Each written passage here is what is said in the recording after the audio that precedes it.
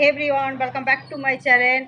अगर मेरे बारे में आप लोगों को और जानना है तो ज़रूर जानिएगा। मेरी वीडियो देखते रहिए कंटिन्यू। मैं वीडियो के माध्यम में मैं अपनी परिचय ज़रूर देती रहूँगी, तो मेरे वीडियो में बने रहिए प्लीज़, ठीक है। तो मैं सल्विया को बताई थी कि किस तरह से ये होती है स्टिक जैसी, तो मैं इसी के बारे में लेके आई हूँ आज वीडियो टॉपिक।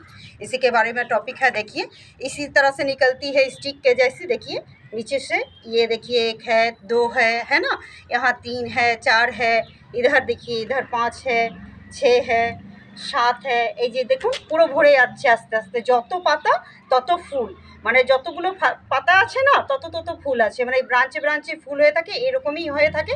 স্টিক বেরোবে, লম্বা লম্বা স্টিক হবে, ঘন হতে থাকবে, পুরো গাছটা জাস্ট ভরে যাবে, ফুলদানির মতো দেখতে হয়। দেখতেই পাচ্ছেন ক ফুটের এইটা গাছ। 8 ইঞ্চি টবে আমি বসিয়েছি।